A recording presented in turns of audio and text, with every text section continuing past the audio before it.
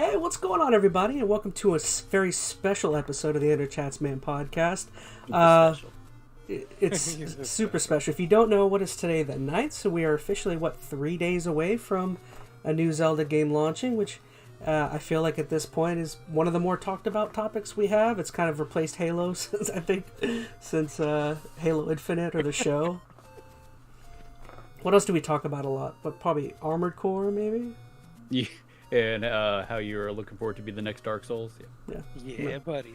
I will say this is, at least for me, like, I mean, I know I've talked about it before, but I don't get hyped for games too much anymore. Like, I've been burned too many times in the past. I'm typically not an advocate for, getting all souped up for a new release, but this game's starting to creep up on me. I mean, it's been, what, 5, 6 2017? Years? Yeah, so Yep.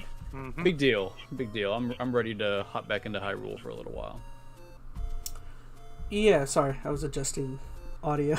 You brought out your recording voice. There's a little. My broadcasting voice. Hey, welcome. Oh my gosh! Sunday. Oh, it's all red. He's got the power of Link flowing through him now. Or Ganon, whichever it is. Oh, I should have grabbed my Master Sword. That's what I should have grabbed. Oh well.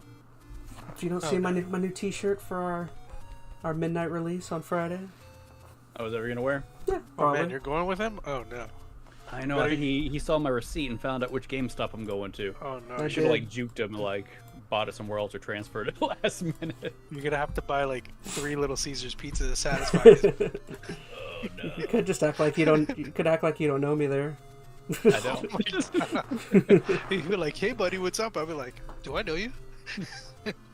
Excuse me. Put it back in line. YouTuber, that's right. Excuse me. You're that YouTuber no one talks about. This kid over here is bothering me. Can you guys security?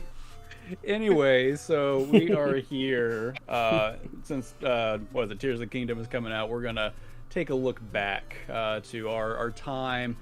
For some of us, quite a while ago at Breath of the Wild, and for others, I think a little more recent, because I know a few of us just finished, so I've been putting it off for a while. Womp womp. But that'll be a fun way, right, to kind of, get excited or more excited for the upcoming game, is kind of talk about the old one that kind of led to it, what we thought about that, what we want to see as far as, changes going into the new one, and, just get our hype train going. Let's do it. Mm-hmm. So let's see. I mean, where's a good place to start? I mean, I guess just kind of our background on some of our experiences with the playthroughs. Like you were saying, we kind of played it at different times, and I guess just real quick from my quick experience, I think I bought the game upon release, played it. I don't know. I guess I sucked at it. Oh, go surprise! Surprise, Yeah, surprise. big surprise. And then stopped playing it, and then I think I initially came back to the game 2 years later, and then ended up finishing it and enjoyed it. All sorts of good stuff. What about you guys? Anything special with your experiences? I mean, I played it pretty much at release. It actually was kind of the perfect timing for me. So my daughter was born a week after the game came out. So I just got the Switch, just got Tears of the Kingdom. I tell you that, well, not Tears of the Kingdom, Breath of the Wild. I think I wouldn't be able to play any games if it wasn't for the Switch coming out at that time, because it being portable, I was able to actually have my daughter take a nap on my chest and then play the Switch behind her while she was sleeping. So it actually worked out really well to kind of work through that whole initial playthrough when the game came out. So I have some special memories of Breath of the Wild just because of the time frame that it came out at. Mm-hmm. I mean, I guess gamers kind of in the same situ right now, right? Yeah, The whole I had kid it thing. during launch. I mean, it took me forever to kind of play it, and not just because different life events and things that happen, new jobs, things of that nature, and I wouldn't. I mean, Phoenix remembers me playing it. I played it quite a bit. I just didn't want to finish it. That was the only thing. I think that was the only thing I wanted to not do. Why didn't you want to finish? Was it just you just didn't want the experience to end, or you were worried it would the ending was going to be anticlimactic? I just really wanted to play the game for the game. It was fun, and I had a lot of fun playing the game as is. So you're a real one. You're a real gamer. I like the game a lot. It's just there's certain things which we'll probably get into that that doesn't, for me, doesn't make it completely traditional. But then at the same time, it's going straight to Ganon, at least at the position where I was at, I was like, you know what? I know I could probably beat this guy, and I don't feel like it. And then just life took over, and then I just stopped playing. Yeah. I mean, as I know we'll get to it in a little bit, but I think in some ways that's the best approach to take to this game, because as soon as you finish it, at least for me, that killed off any interest in doing anything else. Because, I mean, I played a lot of the game. I didn't 100% it or anything, but I was, did a lot. And then I said, okay, I'm going to beat Ganon, and then I'll go back and, do cleanup. Nope. As soon as I beat the game and the credits rolled, I'm like, I'm good. So in some ways, it was probably a good idea for her to kind of leave it hanging. Granted, you left it hanging for 6 odd years, because you just finished the game, like, what, a week ago, a couple of days ago? Just a couple of days ago. I mean, my save literally said, like, May 20-something of 2019 was my last save. And I was like, whoa, this has been that long? Jeez. So then I was like, well, the night's the night. And I finished it at 2 in the morning. Yeah. Nice. Yeah. Yep. So I know we've talked about this a little bit, especially in our trivia run. I think people got a feel for this, but about how many mainline games have at least all of us kind of finished? Just kind of figure out where our Zelda kind of history kind of lies. I mean, there are a few mainline ones I know I haven't finished. Only thing, which ones have I not finished? I haven't beat like the second game. I think I beat the first one. I know I beat the N64 ones. I think I probably have beat all the mainline ones, maybe. I haven't beat a lot of the side ones, though. I know, like, Spirit Tracks and, that was a Phantom Hourglass, Oracles, and Seasons. So I'm pretty much just like a mainline Zelda guy. Anything that kind of deviates from that, not too much. What about you, gamer? I mean, I'm sure you've played a lot of them. I played a lot of them. Probably way more than Phoenix. And it's only because of the fact that, like, I really enjoy the Game Boy ones a lot. So I'm a huge fan of like the top-down view Zeldas.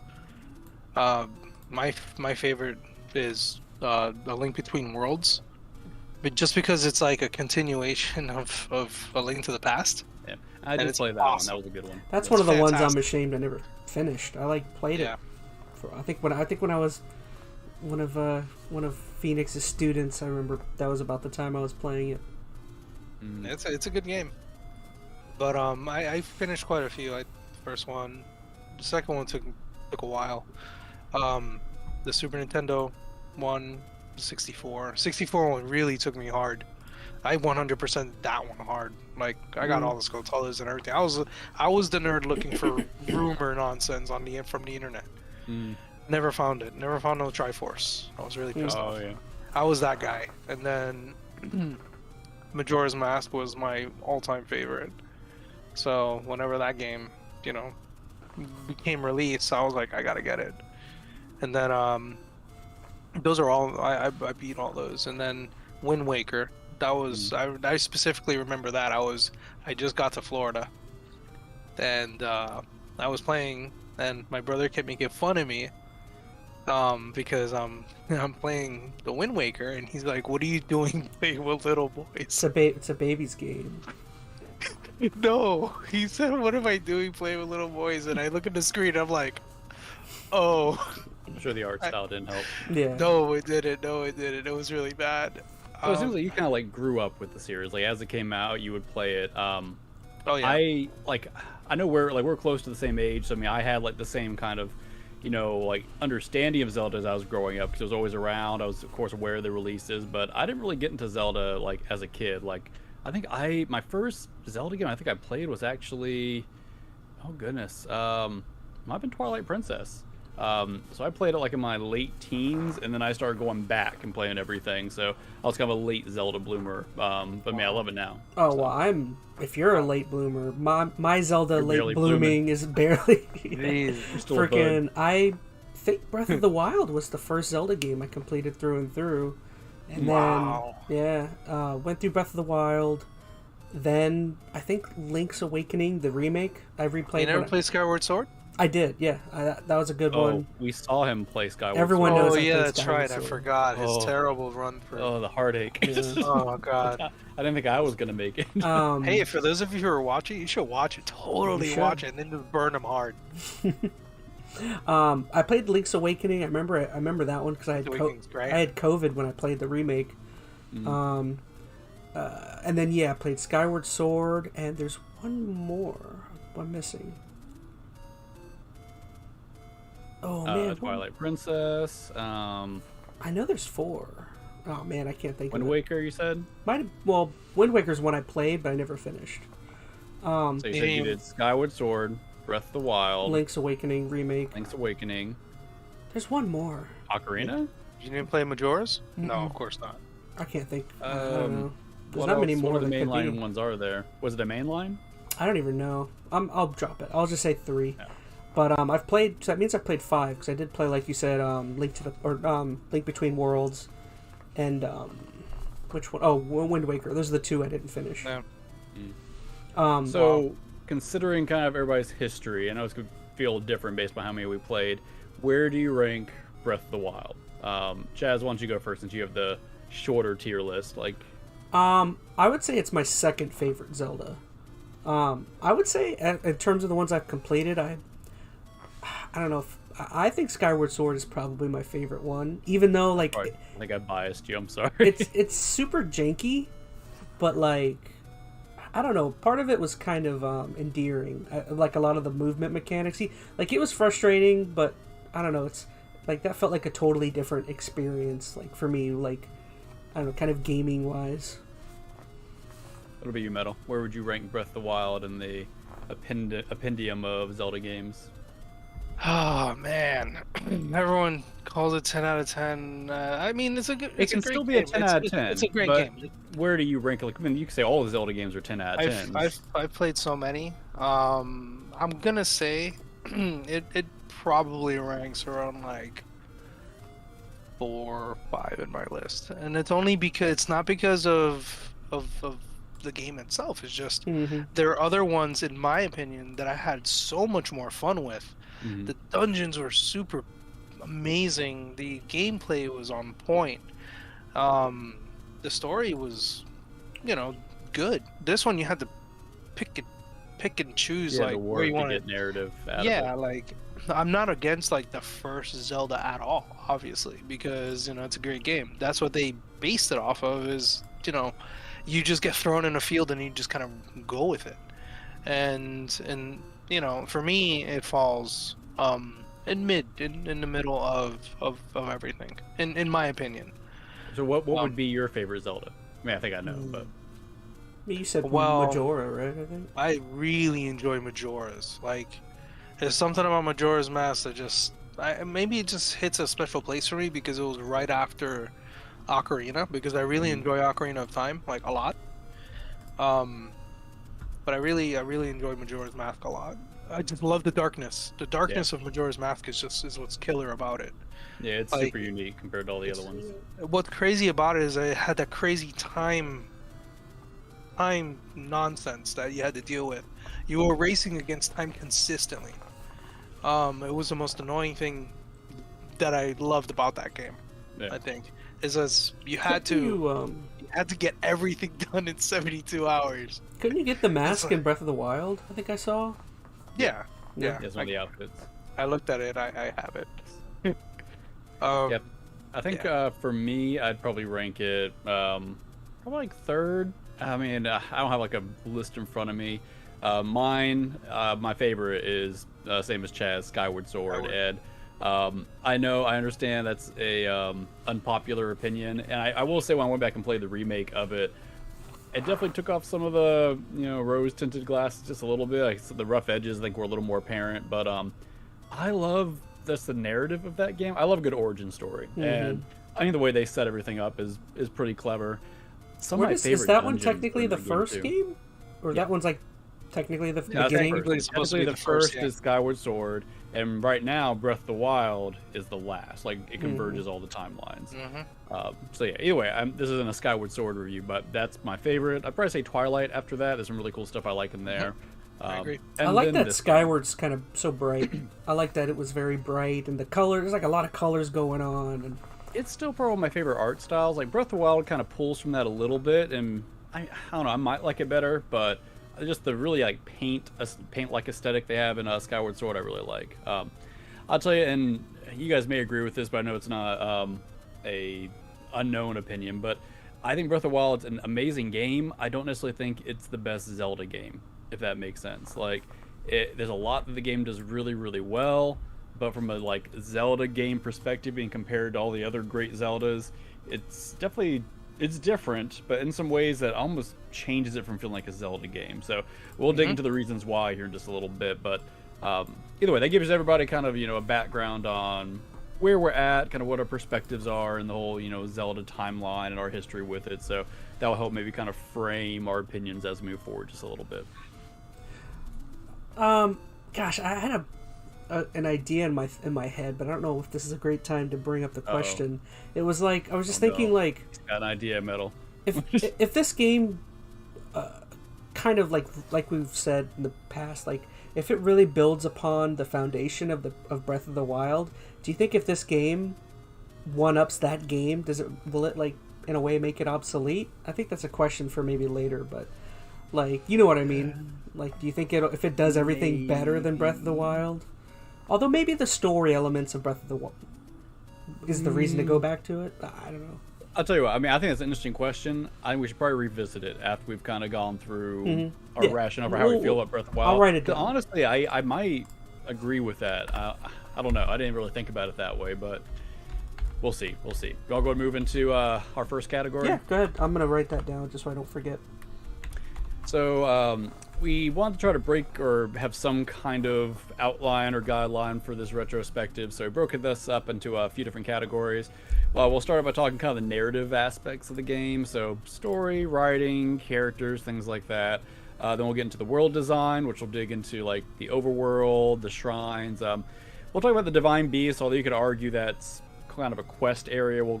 There's some overlap there. Then we'll specifically talk about quest design, so the main quest, or lack thereof, and then the side quests, and then lastly talk about the actual gameplay elements, so exploration, combat, etc. And then we'll have our closing thoughts. But I guess let's go and start out story and writing. So overall narrative. This is the best story that's ever been written in Zelda, right? Well, can I real quick throw in? You know how I just mentioned how if the next game is better and makes this game obsolete, and then I said, no, wait, but maybe the reason to go back and play Breath of the Wild is for the story. After thinking on it real quick, the story I feel like in Breath of the Wild is kind of basic. Like there is, if I remember, like there's some interesting elements in terms of like, I mean, obviously trying to figure out what was going on with the captains and Zelda in the past, but I don't remember like when I played it being all that like super intrigued by what was happening.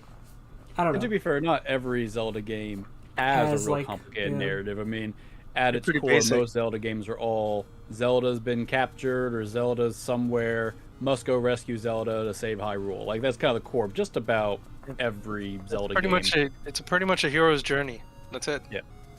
Now, with that being said, though, there are certainly exceptions. Some that have added a lot in regard and like really focus on like some cinematic qualities, some real big narrative moments, like not Twilight. Well, Twilight Princess had a lot of narrative. That's one you've recommended I play next. You keep mentioning Twilight. Oh, you have to play Twilight. That one's really good. Twilight's really solid. But Skyward Sword we talked about has a pretty big narrative. I mean, honestly, it probably has one of the longer like intros to any of the Zelda games as far as setting things up from a story perspective. Is there an updated Twilight? 'Cause I think I have just the base copy. The Wii U. There's a Wii U. I have to borrow the Wii U copy or something. Yep. Oh, sorry. What about you, Metal? I know you have things to say about the story for the narrative. I would say that the story it's actually not too bad. Like you said, it's basic. I don't know how I feel about the memories, finding the memories. I felt that, I mean, I'm missing one, and it's not even completed, and I gotta go back and get it just to beat the game. It's like, are you serious right now? Like, I really don't want to. So what is Oh, sorry. Yeah. No, finish your thought. No, I was gonna say like having it being scattered is what really bothers me. I think it's okay. I mean, it's fine. I think the other Zelda games did story and writing a lot better. Like Twilight did it fantastic. I think Twilight was good. the really strange way of doing it for Majora really, really, really hits home on that one. That one's not it's not the typical. You know, it's still saving the world. At least we think it's saving the world, or saving the town. You know, like it's that one's a Link's really dead strange in that one. It doesn't matter. He's not saving nothing. He's trapped in purgatory. We don't know that. So, since I was just wondering, I don't remember what was the explanation as to why Link was birthed in the cave? Where was he? Was he asleep the whole time? He lost his memories, and they preserved his body. Or They something took like off his that. clothes. Basically, they lost the battle with Ganon 100 Yeah. years ago or Someone something, and specifically made sure to Zelda- take his clothes off. Yeah. And Zelda, like, oh, you gotta take it there, Chad. you're so mean. I mean, hey, they left his underwear. I mean, that's a good thing. Well, I know. Could have went all the way. right when he woke up, he went to look for a Man. lawyer. He needed a new underwear. He soiled it. He soiled Tingle himself. and Tingle Incorporated. Yeah. Oh man, Tingle Incorporated. No, I was just Tingle wondered Incorporated. because I was like, was he formed or like you said? So he was asleep. Yeah, he was the same Yeah, Link pretty much. from hundreds of years ago or however long. Yep. I don't know. I think you guys probably feel a little different. Obviously, it seems like you guys kind of wanted a little more story out of it.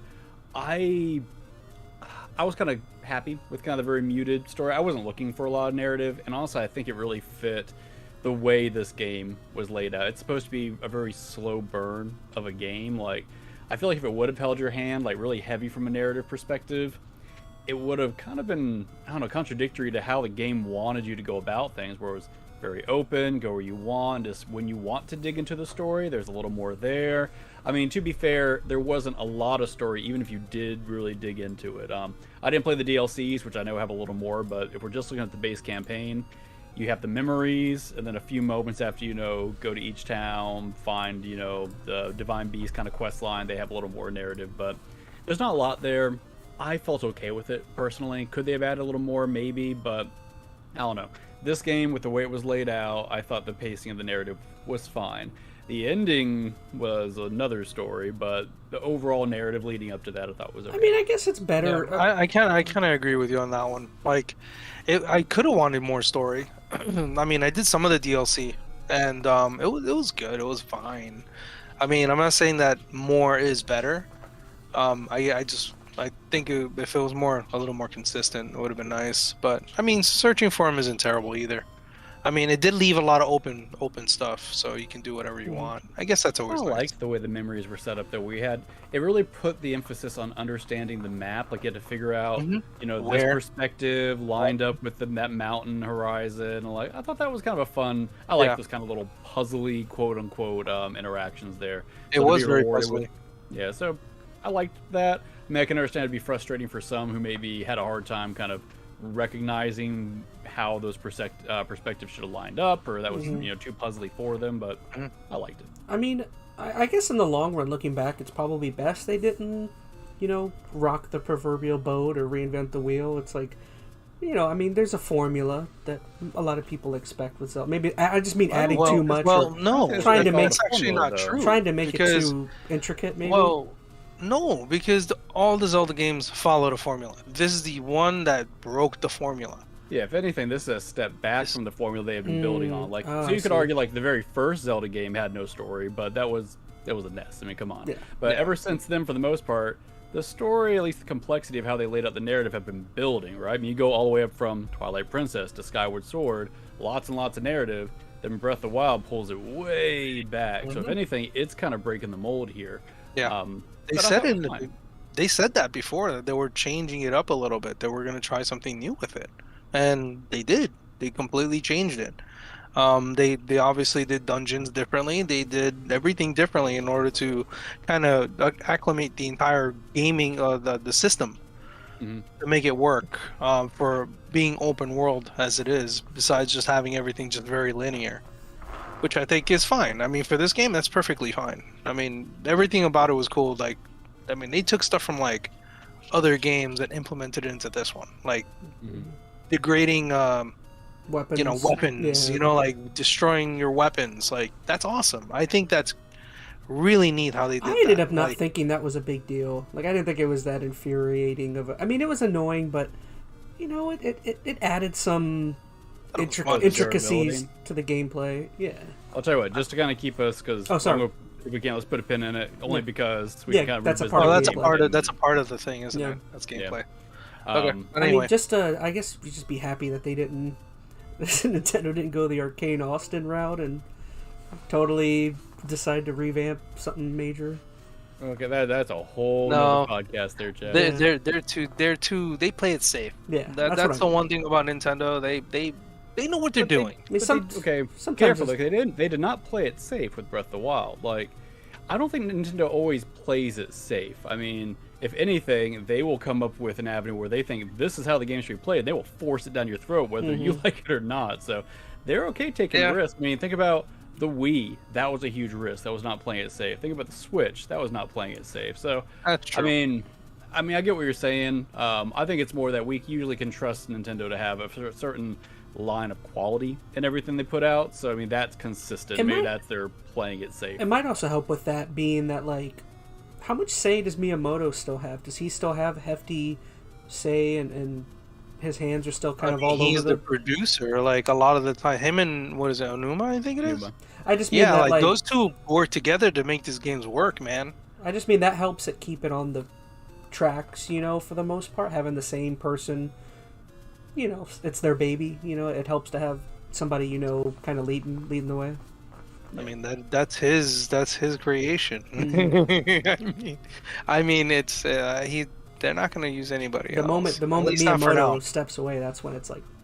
That's when things are going to get real weird. No, like, but everything's already laid out. It's not just Miyamoto in Zelda. I mean, he is certainly the primary visionary, the kind of guy everything kickstarted. He oversees it all. And I'm sure, without having any real knowledge of what goes on behind the scenes in Nintendo, I'm sure he's giving his insight throughout the whole process. But Onuma is there, and he is the director on it. He is technically the lead on many of these Zelda games, if not all of them lately. At least the past 3 or 4. Yeah.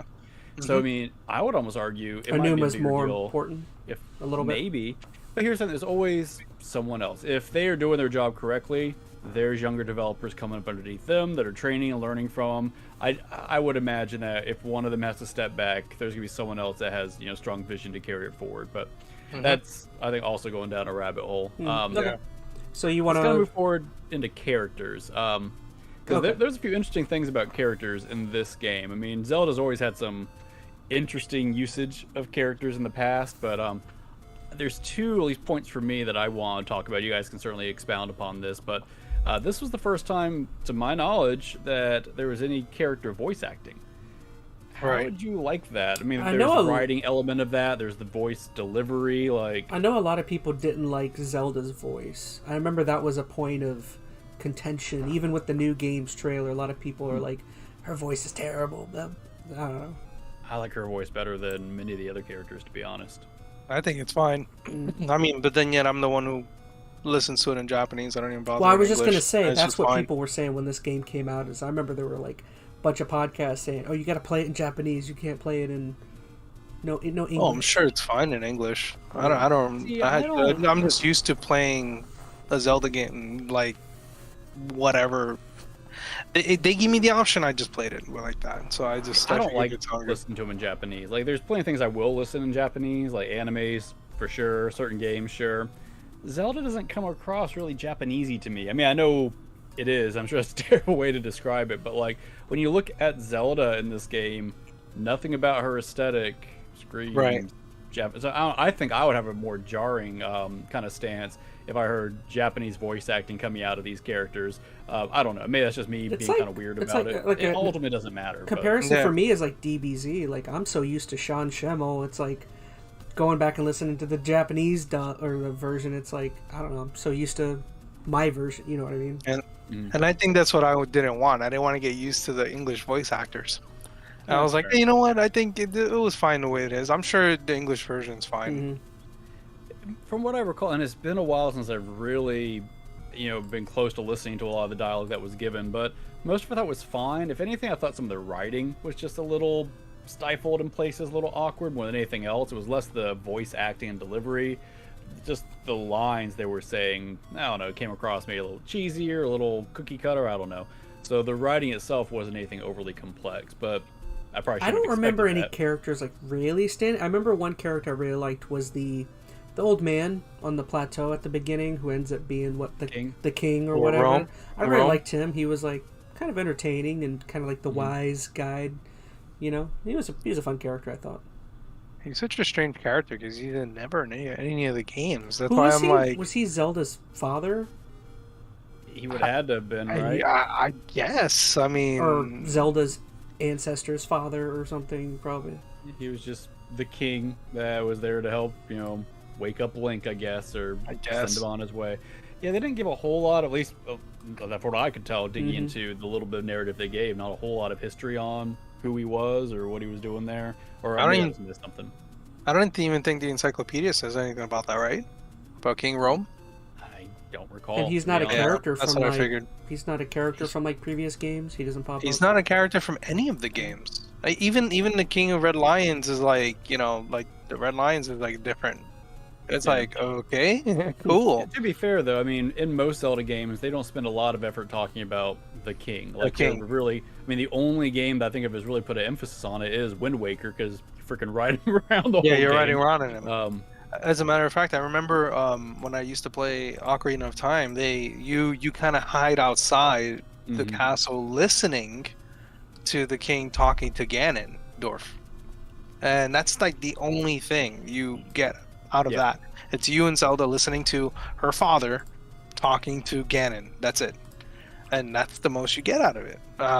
They don't talk about anything after that. You don't even see a face. Who's Ganondorf? what was his last name? Dragmire? Dragmire. Yeah. If you didn't know that, watch the last podcast episode and you get to see just how great we are at Zelda trivia. My How terrible we are. Fun fact, I lost. That was terrible. So here's one other character-related kind of question. I don't know if it's a question, but it's something like the more I think about it, I think kind of maybe this will put me off to certain aspects of the game. In just about every Zelda game I've ever played, there's been a really strong antagonist, right? I mean, Ganondorf in Ocarina. You have the wizards. You have so many main. Was it Zant? Was that Twilight Princess? Zant was Twilight Princess, yeah. And they had Damage. You always had someone that you were going against. Inside of Breath of the Wild, it was just this really just ambiguous calamity Ganon, which, I mean, yeah, he was this big ominous figure, but he never felt all that imposing to me. I never felt like there was agency that I had to take him down. Like, he never, tried to confront me. If you didn't look over at the castle, you wouldn't even know what you were doing. Yeah. Just this dark thing just floating around. It's like, what's atmosphere. that? And even at the end, when you fight him, quote unquote, oh man. I mean, we talk about the battle of that in just a little while, but it doesn't add to that at all, right? The whole game, he was just sitting in the castle eating Doritos while you're running around doing quests. He was watching a projector of you just running around, just suffering. Look at him making food.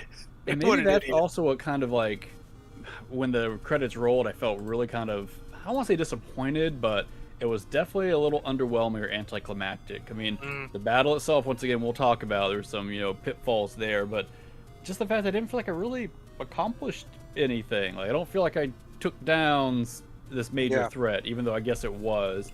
So, I don't know. For me, from a character narrative standpoint, I wish it would have done a little more with the antagonist, story-wise, which it looks like they're doing in the new game. Well, story-wise, seeing as how this, or Breath of the Wild at the time, was the newest Zelda game, latest in the timeline, the only way that game could have started is with a version of Ganon being defeated, right? So, I guess it makes sense that you didn't... He wasn't defeated, though.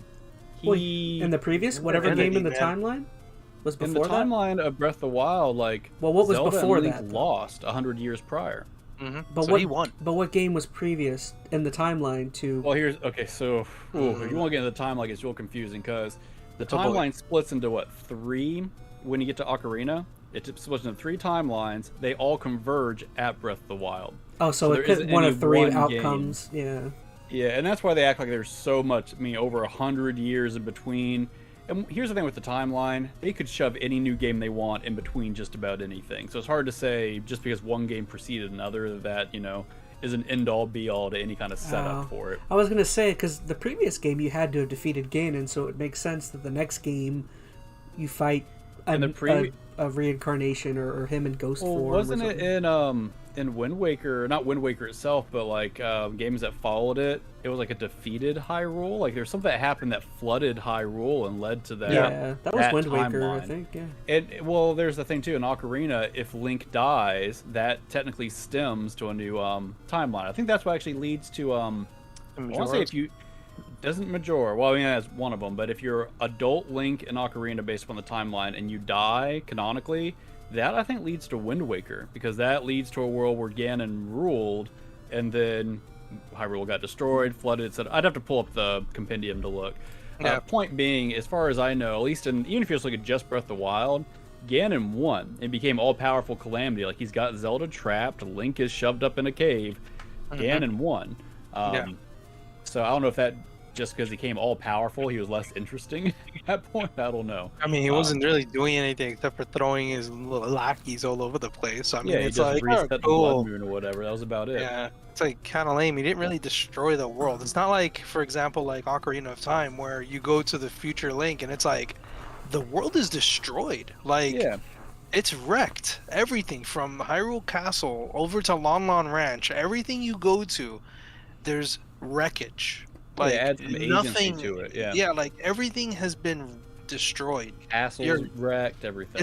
It's crazy, like Well, how he did that. At least you know in the new game, though. I mean, in the trailer you see Ganon or Ganondorf. Which one's pig? Is it just Ganon is pig? Ganondorf is his... Ganon is pig. Oh, you see a Ganon. Ganondorf is the human. So you know Ganondorf is actually, well, they show him like infecting Link's sword or infecting his arm or something. Yeah, he's a much bigger presence, which I think is going to add a lot to it. So I'm excited for that narrative change. I mean, I get why they left it so open, but it definitely stole some of the agency away because the world didn't feel like it cared that there was Calamity Ganon. Besides you having your quest, you go off to all these little divine beast villages and associated with them. They're all like, whatever. Ganon's, he's just a cloud. It almost seems like the whole thing is just about like getting revenge. When you really think about it, it's like, oh, we lost. Oh, I gotta get Zelda back. It really is just getting Zelda back. That is the only thing you're like, oh, I guess I should probably do that one day. Everything else is like, well, what's so bad? I mean, he's keeping everything. People are still going to work. People. He could have.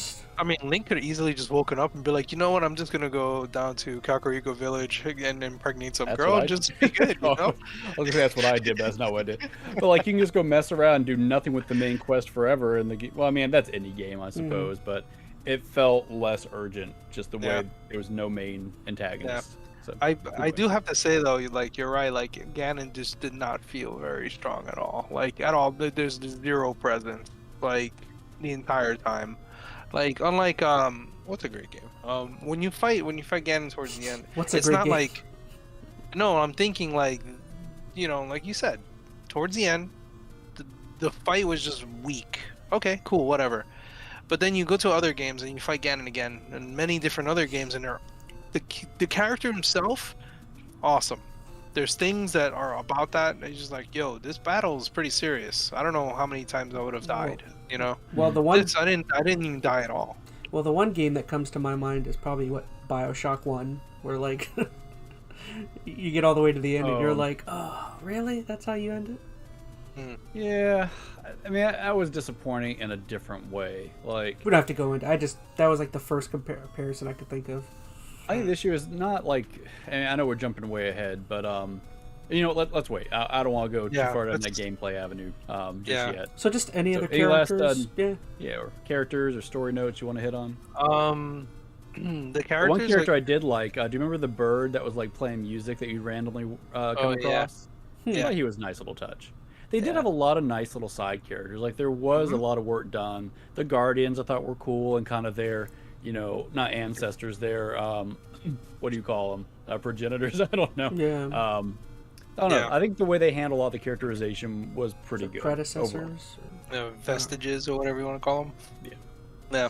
I thought they were really neat. I think all the characters are pretty good considering, it brought the story together. It helps kind of run the story along, which is really nice. You run into a lot of different characters. I think the Zora village was really cool. but that's Durability, more that's cool. more world design more than anything. But yeah, the character wise, I think everything's pretty peachy.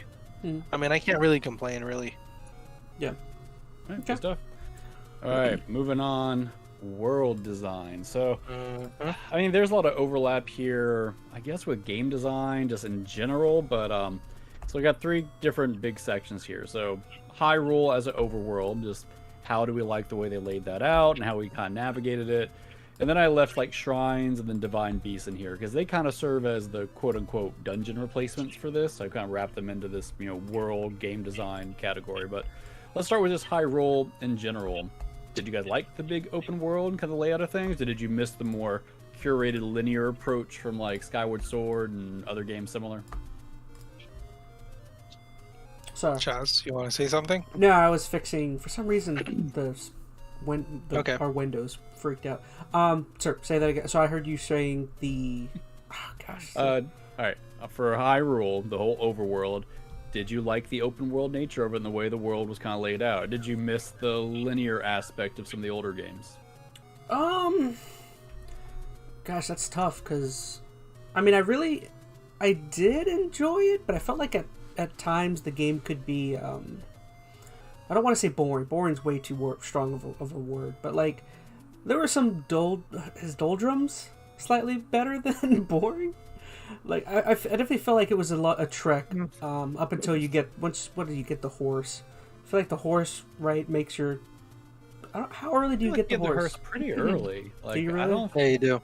Yeah, I mean, you can get horses the... anywhere, to be honest. Like, I feel like that was one of the first things I got, to be honest. Like after I got off the Great Plateau, I went to like one village, and then I figured out how to get a horse. I mean, I remember like the climbing wasn't like an aspect that I thought was super entertaining. I would say really. Yeah, I would say I definitely preferred like some of the more linear aspects of. I mean, man, I've been playing the game all wrong.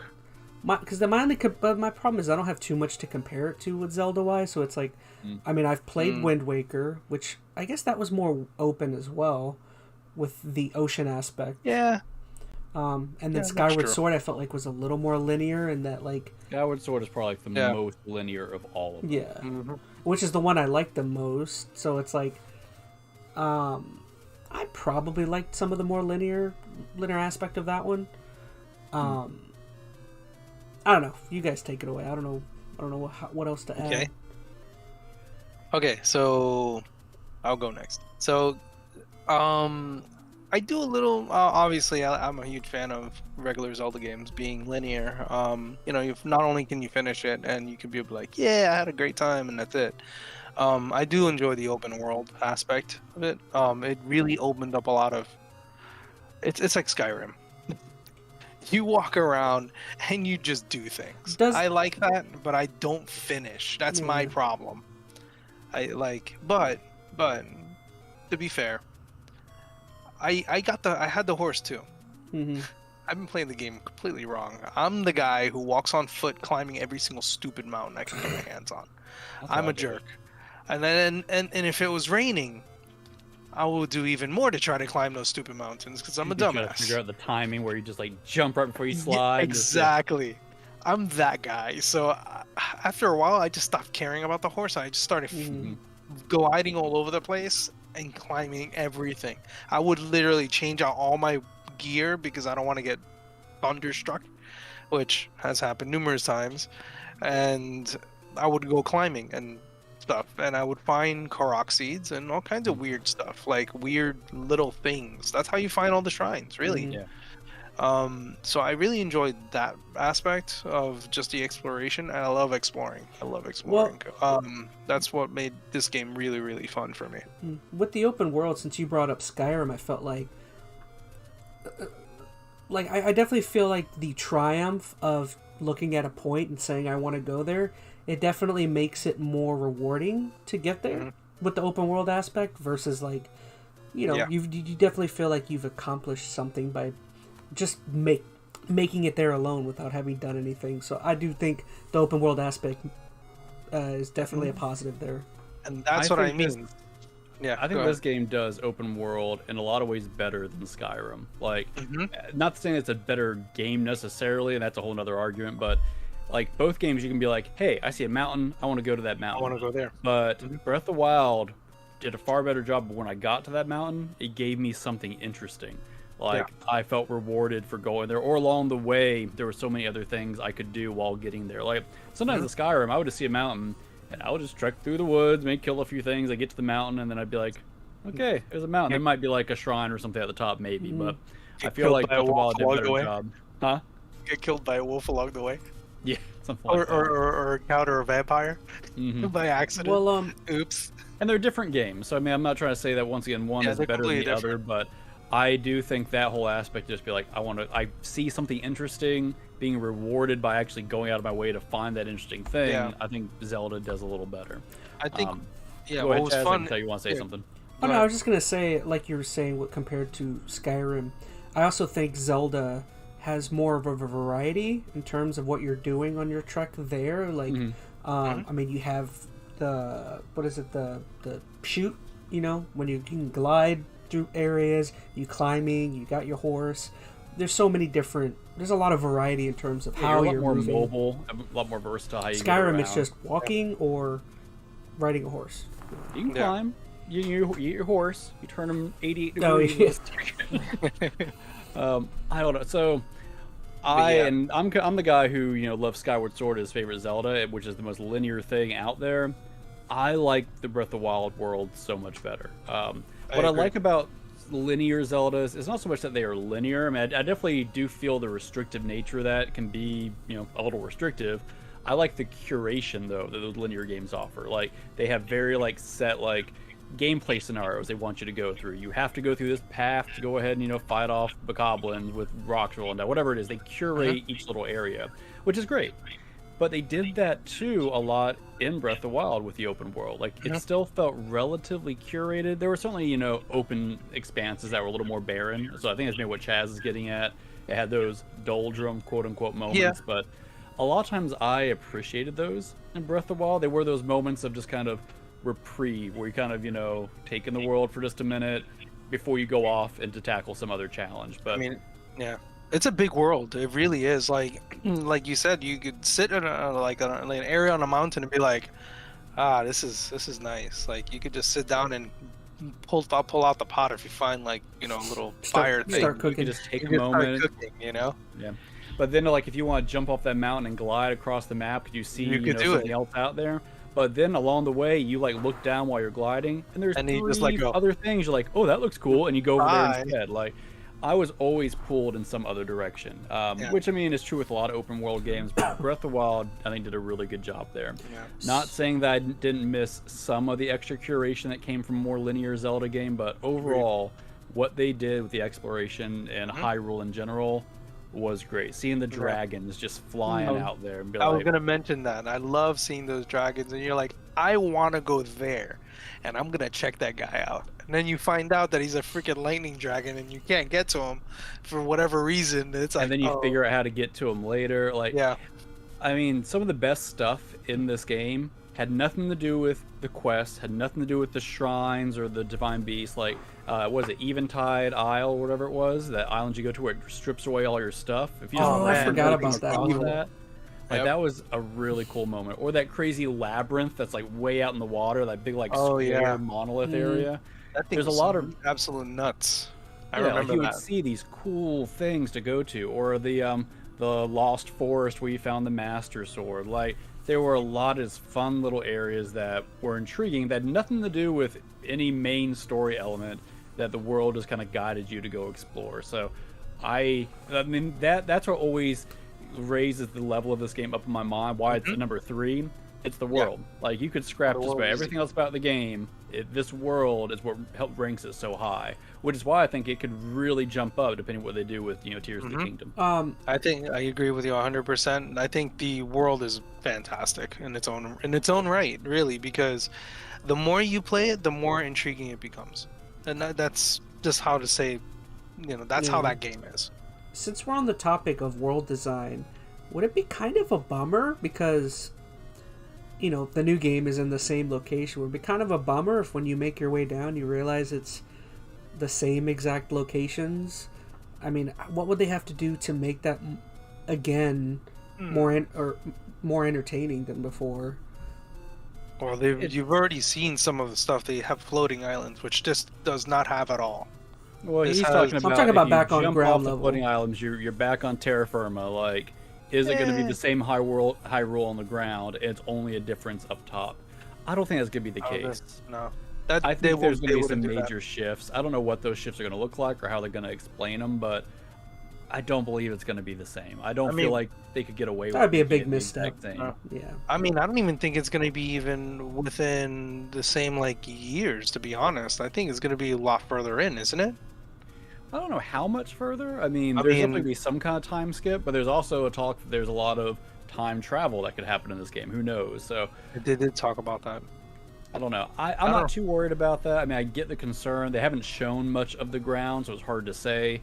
I think there will certainly be some familiarity there, but I would imagine there's going to be enough difference. There'll be a lot of similarity stuff, so if you're like, oh yeah, I remember that, and kind of give you that nostalgic hit for a minute, but I think it will have a twist. I can't imagine they didn't leave, or they left so many things untouched. They're going to have tweaked most of it. You know, not for nothing, but you know, that gave me a real hit when I saw the Temple of Time. When they pulled the Temple of Time and I saw that thing in the world, I was like, whoa, this is awesome. Like, it almost looked like the one from Ocarina of Time, almost. Why doesn't, if I'm not mistaken, why doesn't Ganon be super evil and go way into the future and get like some T-1000s or something to traverse the land for him? Have you played Ocarina of Time? You just get like he kind of did that. Like, oh, he kind of did that. Like, he had the dead walking everywhere.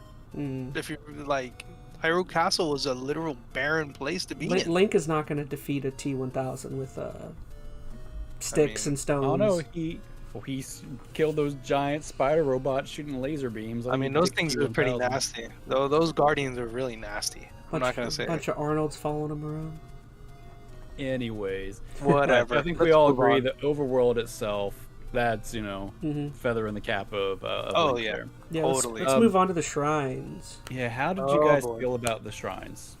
Good, bad, middling? I felt like to an extent they were kind of repetitive, simply because there were so many. But I remember there being only a handful of them that were like truly different, and a lot of them were like the combat sections. But the ones that were like different trials or had different, you know, they the ones that utilized your different abilities, those ones were a little more interesting, and the ones that were just combat oriented were still fun, but I don't know, I guess repetitive is the word that I kind of came to my mind. Yeah, I agree with that. I excuse me. I really like regular dungeons. That's why it's like the Divine Beasts were actually pretty good. They were fantastic to a certain point. Once you figure one out, you can figure all the others out. That was the issue that I had with it. As far as the shrines are concerned, it's like they broke open, you know, one good section and then they just broke it into a bunch of pieces. Yeah. And I agree 100% that there's a lot of repetitiveness. I got really bored with some of them. The combat ones, they're too one note. Like, some of them, as soon as they show like an interesting, like, oh, that was a cool way they utilized that power, it's just done. That was like, it. They don't like have an extra level or stage to it where they're like, oh, let me go ahead and take what I just learned and now mix it with another power or do something a little more interesting, which is what a true dungeon would do, right? They kind of give you that taste of what they want you to do, and then you build upon it for the next hour or so as you go through the dungeon. Like, I mean, I liked the shrines in concept. I don't like them as a replacement of having good, true dungeons. And this game did not have any real dungeons. And the only one that people always refer back to, which, spoiler alert, I didn't actually go through, is the castle. The Divine Beasts are not dungeons. I'm sorry. Like, they're probably as close as you can get in this game, but not there. Yeah. The shrines are neat. I like them as just an extra thing to do out in the world to kind of give you, hey, there's a cool thing I can do while I'm in this area. You know, you get, what is it, the orbs or whatever they were? Yeah, whatever. Yeah, I get that rationale of giving you something to do. they just could have been meatier. I would have rather had less of them that were a little more involved than having 90 some odd of them. Yeah. I also didn't like that depending on where you found them, you could end up at like a super easy one in like the late game versus or end up with a harder one at the beginning. I wish they would have done some kind of like dynamic scaling, which like I don't know, after if they realized that you just started the game, the first 20 shrines would always give you easier ones, and then like when you go on play longer, you get to the middle tier and so on. And so some forth. of those machines, man, are brutal. Like you could hop into at the very beginning one of the major combat challenges. Why would it not just start with the minor? It's not like they couldn't have cycled it. I mean, all the shrines look the same. You all load into an instance. They could have had a system in the back end that just always loaded you into a level appropriate, instance of that shrine. So I don't know. I guess the reasoning, I don't know if you mentioned this, the reasoning I guess would be to try and, like we've said it before with the previous Pokemon game, where how if you go into certain sections, the Pokemon are higher or lower levels, therefore more level gating you or getting you to follow a particular path. But this game doesn't do that. I know, but I'm saying maybe they were trying that with the shrines. I don't think that's what they were doing though, because if that was the case, then you'd feel okay. Then if you go to the desert area, there would be more difficult shrines if they didn't want you to go there. And that wasn't the case. There were plenty of super easy shrines over there, and hard ones, and middle ones. They were just as random as it could be. And I felt like some level of dynamic system, not necessarily curating it, just had a system that would be like, okay, this guy's only done 10 shrines, let's give him a few more easy ones. And then as he's done 30 shrines, the more difficult ones pop up. Like that could have been a game system they could have done. Real quick, Justus Phillips, the Cartoon King in chat says, hi. Hey, what's going on, Justus? Thanks so much for joining our little Zelda celebration going on here. Oh shoot. Okay, so we were on shrines. Did we want to? Yeah, I think we kind of dabbled into the Divine Beast. Since I kind of started my rant, I'll just kind of finish it, and you guys can take it. I like the whale one or the mammoth. But they were all okay. So when you do one, you do them all. Like that's the problem with it. And then it's like, ooh, this is fancy. This is great. And then you go to the second one, it's like, okay. And even the first time, at least for me, it was not that impressive. Like getting to one of the beasts is interesting, right? You have to go through the town, deal with the old champion story, get up to it. Like the meat there is kind of fun, but when you get there, so the aesthetic is just kind of whatever. It's like that's one thing I missed about the old dungeons and the old games. Is they always felt super unique. Like, man, Skyward Sword. Some of the coolest looking dungeons, man. The freaking time one. The time one was good. The Cistern one was really cool. The one where the entire place is like a movable puzzle. Like, oh man, they did so much variety. And this game you get just. You don't get any of that in this game. I was just gonna say, like, only word of mouth, but I've heard everyone talk about the water one in Ocarina. I think it's really hard, but everyone always talks about how difficult it is. It's just because it was confusing for N64 days more than anything else. They made it easier in the Master Quest.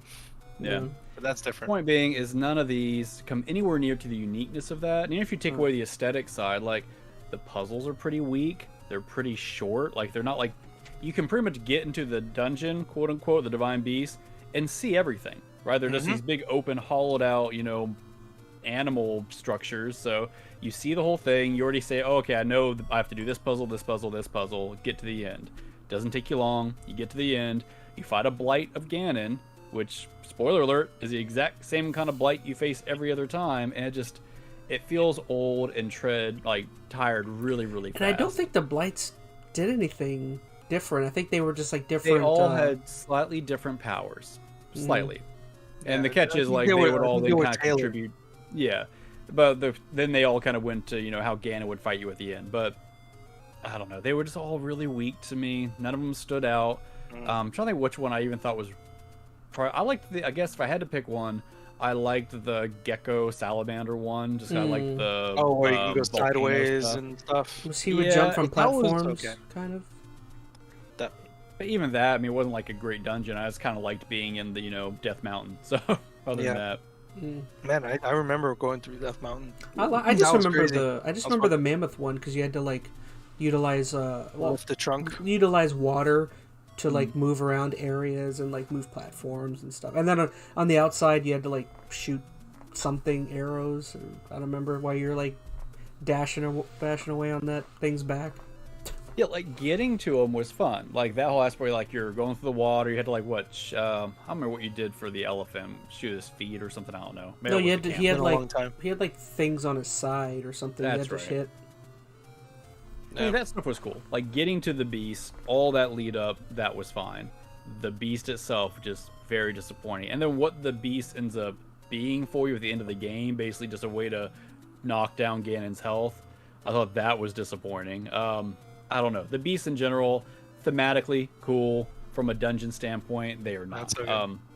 I definitely think like like even for like my biggest reference and my favorite one is Skyward Sword. Like Skyward Sword had like some like really cool sections. Like I remember there was the lava one where like in the middle the room was like complete lava and you had to utilize lava and do sorts of things. And then the ship. I remember there was the ship section. Love the ship.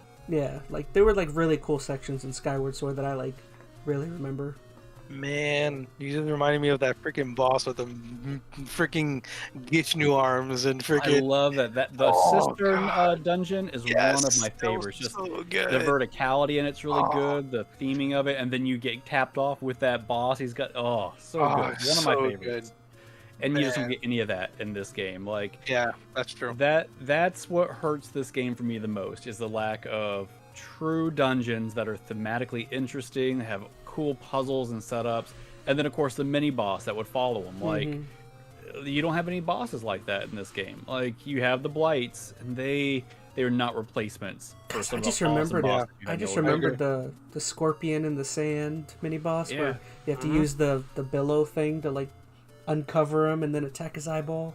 Oh yeah, the games are known for their bosses, and they're crazy. It doesn't have any of them. I don't know. Yeah, it really is lacking all that stuff. It really does. Like again, the gameplay outside the world leading to these things so much better. Like it's so good. You have such a great experience just in the overworld. Once you get to the actual storyline stuff, it's like, that's cool, I guess. Yeah, but that's just how it feels. It falls flat. Okay. Just to kind of piggyback off before we switch gears, because we kind of talked about it earlier, and since we're kind of talking about dungeons, I know I mentioned it, but quote unquote, for those who played this game, the castle is supposed to be, the dungeon, right? If you actually go through the whole thing.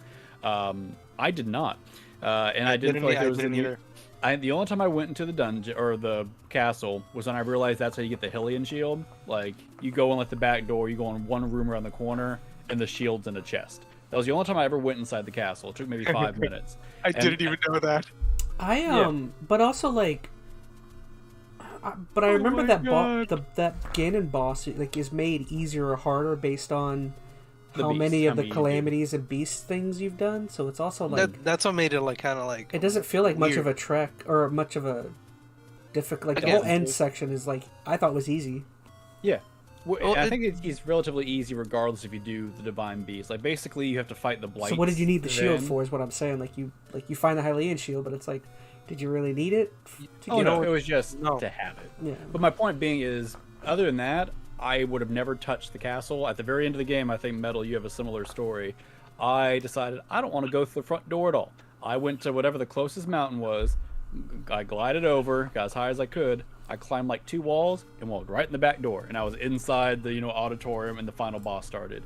Never did anything. I never fought any guardians or whatever the little floating robots were. I just snuck right in, beat Ganon, walked out the back door again. Like, I don't know if that's a good or a bad thing. Like, it's cool to have that flexibility, but if the castle was the dungeon and that was the experience I was looking for, the fact I just skipped it kind of hurts. I don't know. Maybe that's nice they gave you the opportunity, but I also feel like it got shorted somehow. I don't know. Well, I had a similar experience a few days ago when I was, I turned on the game and I was like, I'm in one of the shrines right outside the castle. I'm like, oh, goody, I could kind of just go there. So what ended up happening, for me at least, is I tried to go through the front door. Yeah, I got my ass wrecked. And I was like, okay, this is not a good idea. So I started walking around and I'm like, all right, this is stupid. I don't want to go through here anymore. So I decided to go through one of the sides. I I've gotten caught by a number of guardians, but then I ended up following like a channel, a water channel, and I put on the Zoro suit and I started flying up the freaking waterfalls, and I started finding ways to get around, and then you know it will automatically save in certain areas. So because it automatically saved, I was able to kind of like go up the water. Way up. I brute forced all. I did a climbing all the way to where the entrance is. I climbed on the side, and there's like a bunch of like gnarly like red stuff there. I just went around all that, and I said, "Screw this nonsense!" And I went. I went to the summit, and I was like, it just said sanctuary or whatever it said, and I was like, "Ooh, look where I'm at!" And I walked right in, and that was it. So now that I know there's a healing shield down the corner, I might just try that if I feel like going back. I mean, but once I walked in, you don't need the shield. It's just I beat him for, without the nostalgia. shield. Yeah. I just destroyed like 3 shields in the process, but you know, I haven't played the game since 2019, so me going in there, not playing the game for such a long time, knowing that I can just do this, whack, and I just whack back the beams, completely like ruined my experience of the game's not a hard game when you learn how to utilize the systems. I mean, I was jumping ahead to kind of the gameplay stuff we'll get to in a minute, but I guess my whole point being is I like the idea that, you know, it's that flexible. I know speedrunners love it, that you can just pretty much like jump from the beginning of the game all the way to the castle, but I don't know, something about that also negates that level of curation that other games have had, and of course those unique dungeons that really kind of give you this culmination of your, you know, big adventure, right? I already felt like Ganon wasn't that big of a deal, and then this pretty much just kind of solidified that, because there was no big build up to even get to that fight. So yeah, I felt the same way. So I walked into Ganon's like little quarters, and you know, everything, all the divine beasts, you know, and then half his health was gone. I'm like, yeah, I'm like, zippy zappy done, and I'm like, you walked in on him with his Doritos and Mountain Dew. He was watching TV. Yeah, it just, I don't know, man, that battle was so lame. Yeah, there was nothing good about that battle. We're not in, what are we talking about? Well, I think we were talking more about like the castle as a dungeon, as a divine beast. I don't know, I would never know, because I don't think I want to do it. Either way, so that kind of brings us into quest design. So real quick, Juices Phillips said, doing good, how are you guys doing? We are doing fantastic. Once again, thanks so much for joining. Alright, so yeah, you were saying main quests. Quest design. Yeah, so how did we like how they handled the quote-unquote main quest to the game? Well, I think, judging off of what we've been talking about with the Divine Beasts and Calamity Ganon, I would say most of us, or we don't really think it was handled super well, right? Oh, no, I think the main quests were actually pretty good. The main quest? So when I say main quest, like, with this game, it's a little tricky made to define just because it is such an open game. Like, you don't have to do any quests, right? You can just go straight to the end. But point being is you have the 4 areas you're supposed to go to, right? The Divine Beast. And each one, there's a whole, like, quest line to kind of get to the beast, right? You have Zora's Domain, you've got Death Mountain and the Gorons, and, you had to find, like, his son or something? I don't remember what happened there. Then you had the whole, what was the, what's the bird species called? Oof. The rocks or something like that. But either way, that whole thing we had to like go up in their tree houses, and then you had the whole desert area. Like, there were a lot of quests built into those areas. I thought were pretty good. You had Link had to dress up in his Sheikah outfit to sneak into the desert town. That's right. Yeah, I forgot about that, man. That was a fun little story part. The Zora one, you had to go kill your first Lionel up there in the lightning storm. Like, there were some good, I think, main quests in there, like stuff that built to the Divine Beasts. I thought were pretty good if you went through the process of actually, doing those quests. I said the Divine Beasts let you down from a dungeon standpoint. The quests to get there, I thought were decent enough. I agree. I agree with that 100%. I think the entire storyline leading up to Ganon was fine. I just think, if they're using, memories to get all this stuff together, and then they're using Divine Beast to get your memories back and all this other stuff, that's fine. I think that the whole thing is fine. And then on top of that, it's, again, if you're just doing straight storyline, it's kind of linear in its own way. It's the same thing like all the other Zeldas. You go through like 4 different dungeons. You do this, something happens. You go towards the end. You beat the game. At least majority of the time. So just a question for long time Zelda fans. Like, is part of the intrigue with this series and with everything Zelda oriented, kind of the fact that you guys don't really know exactly what's happening? Like do you ever truly want it explained as to like how the timeline works or how? I mean, it's a fun timeline. I mean, the theory crafting and mystery that comes with it. I don't think that's ever going to go away. But I mean, I like also getting explanations. That's why I like Skyward Sword so much. It tells you a lot. I mean, it tells you how Ganon came to be and that you're now stuck in this doomed cycle where you basically be reincarnated over and over. Like, I like getting answers. Fair enough. Doesn't mean I don't like it when it's a little vague and ambiguous too. I mean, I don't know. I mean, I play Zelda for the quote-unquote adventure in the dungeons. The narrative is usually kind of the extra aspect. That's why this game didn't really bother me so much that the narrative was a little lighter, just in general. That's not the main reason I personally play a Zelda game. But other people are going to have different opinions, I'm sure. I mean, I think, what about side quests? Do you guys do a lot of side quests? I did a bunch of them. yeah. I even did some of the extra stuff, like, because I bought the DLC. Oh, yeah. Yeah. I think the side quests are fine. What? Go ahead. No, I say one that stuck out to me was going after the high Noxes. Is that what they were called? The big giant goblins. Oh, yeah, the, High Nox. There was a quest where you had to like The Cyclops looking. collect their eyes or something. Oh yeah, I about forgot that about those. Or they each, forgot about there was that. like 3 of them in the forest area, and you had to like Mhm. you had to take them out and get something from them. I don't I forgot remember. about that. Yeah, That you was had a to fun climb on one. top of them and kind of like smash them or something crap like that. Of course, I never did that. I just like ran up on them and was like, "Ugh, give me what you have." Oh man. Yeah. So side quests, good. Man, I don't know if I played them all. I feel like I played most of them that I came across. I kind of group this into the same category as like kind of the hidden, quote unquote quests. I don't know if they're truly side quests, but like Eventide Isle. Like I don't know if that's really a side quest, but I kind of group that into this. Which moments like that are those little side, elements I really enjoyed. I mean, you also had all the Korok seeds. I don't remember. I mean, wasn't that a thing? Korok seeds, yeah.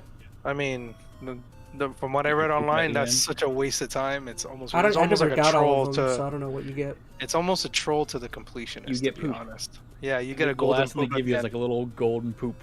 Yeah, it's a troll to all the to the completionist. That's all I can say. Yeah, That's it's all. funny. Phoenix will never 100% that game because of that reason. I don't know if that's And the reason then- why, but I'll tell you, I don't think It's you're not even supposed worth to it. get them all. Like you certainly That's don't what they were need saying. them. Yeah, the only reason there's so many of them is because they wanted to make sure that as you're going through this huge world, you're always kind of stumbling across them, right? If there were only 300 of them, you'd feel like you never see them. Okay, but the fact that there's 900 and some odd amount of them, every few minutes you're going to come across something that could be a Korok seed, so it gives you something to kind of investigate along the way. I like those. I found one on one of the steeples in near what is it, the Hyrule Castle. Yeah. I climbed all the way to the top of the peak of the very little tippy top of that stupid steeple for no reason, and it was just hanging out there. I'm like, you stupid Korok, are you serious right now? Like, you're in the middle of all this, and you're gonna give me this now. It's like, why would you do that? Like, they just had them everywhere, just random places. Mhm. You hear There's the one stupid other- sound. I'm sorry. There's one other quest that I can't recall if it was a main quest or a side quest, but do you remember the ninja clan that for a while would Oh, teleport yeah. in? and Oh, fight they ya? would And then you teleport had in. to Saw go one into of like that desert area, and they had like a stealth section out of nowhere. Like, I think so. was I that don't part of the remember. main story, or just it was this weird auxiliary thing that I thought was kind of interesting, but there was nothing like that in the rest of the game. It was just this weird little clan thing. I thought they were going to be a bigger deal throughout the game, and that was it. I fought one. Maybe it was during- optional. I don't remember. I don't know. I think it's optional. So you guys don't remember going down the desert tunnel and then getting into a room where you have to stealth past all the big ninja I guys? think I remember it. Yeah, I remember. I think I do yeah. remember that. Mhm. I'm trying to recall if it It was was like a like main a cave, quest. right? It was like a huge cave. Like, I just Yeah. don't remember it Yeah, super I well, do but I know remember what you're that. talking about. and I did that in like 2019. Yeah, I vaguely did a while remember ago. it.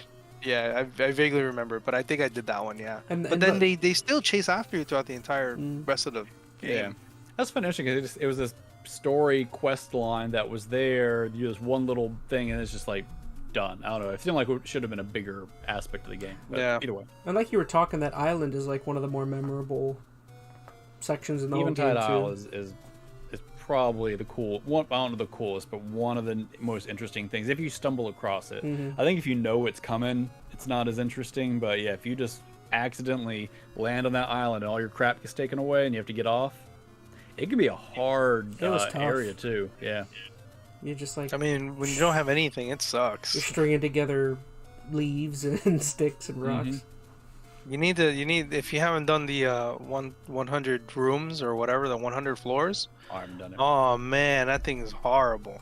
That is evil. Like, they take everything from you, and you have to use your resources Was to that get the to the next DLC? floor.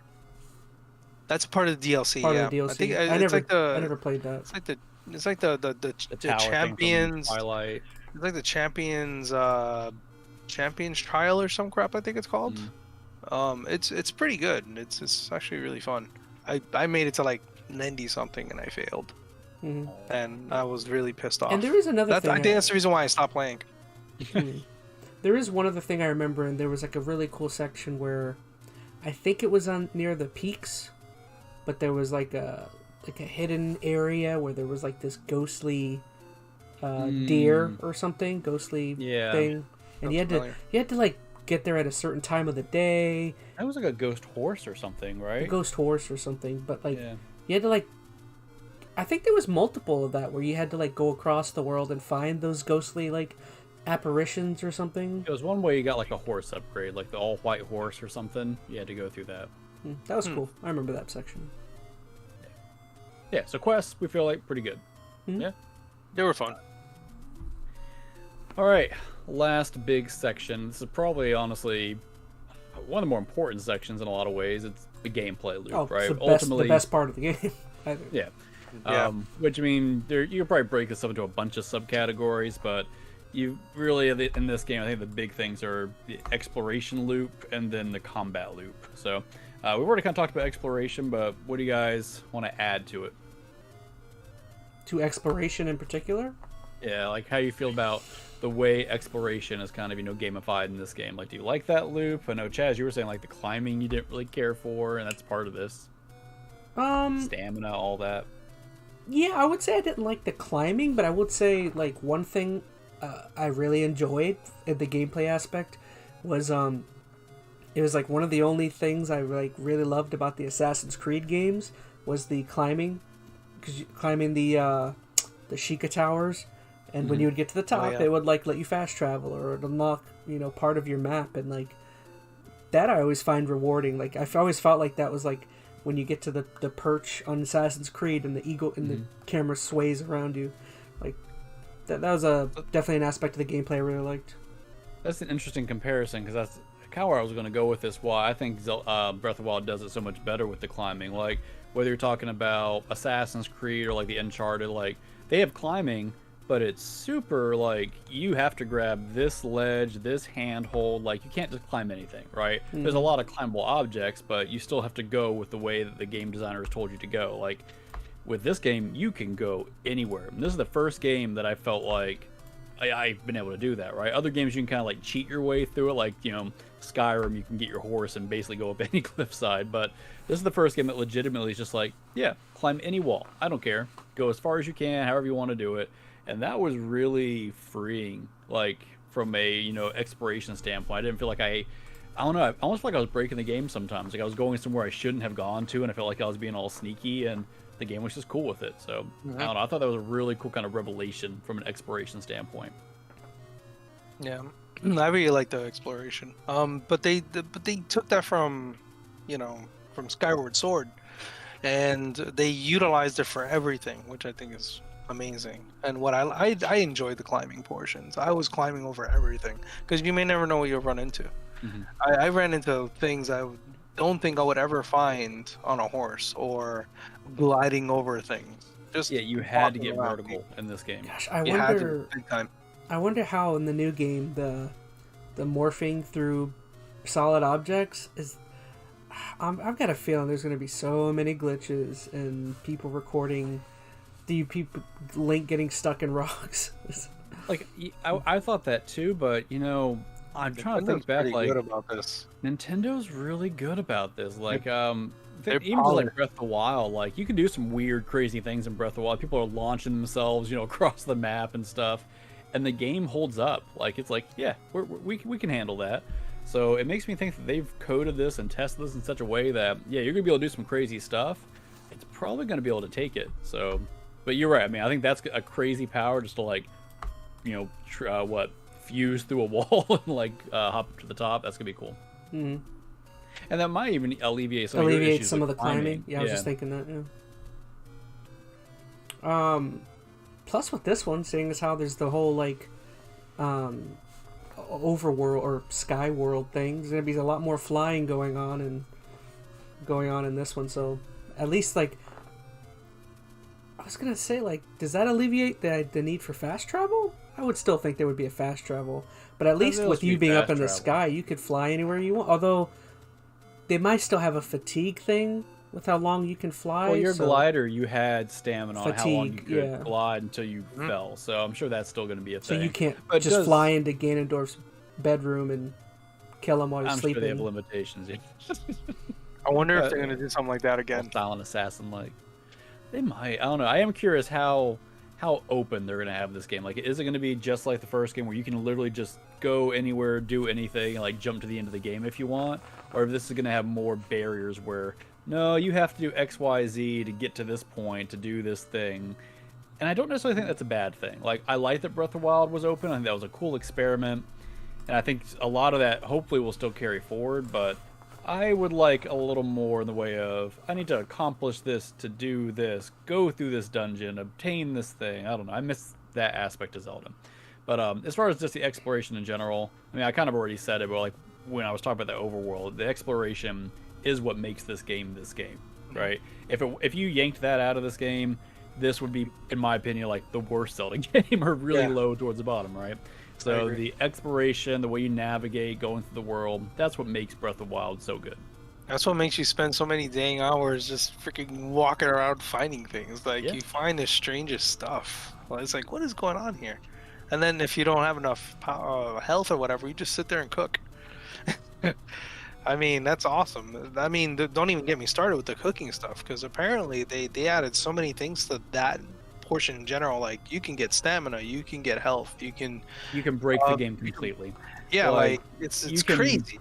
You can make so many apple sandwiches or whatever, like thousands of them, and you can walk into Ganon's bedroom and he can't take you down. Like, if he hits you, you just pause the game, eat a sandwich, and then you can fight him again for another 2 hours. So it does kind of break the difficulty of the game, those extra, you know, crafting and cooking systems. Not that I mind. I like a power fantasy in a game. I'm okay if I become all powerful and can just destroy anything. Some people don't like that. They want to have, you know, a really kind of gradual difficulty curve where they're always kind of having some... Literally never reconnection successful. I've literally... You're still here. Maybe. The stream is still going.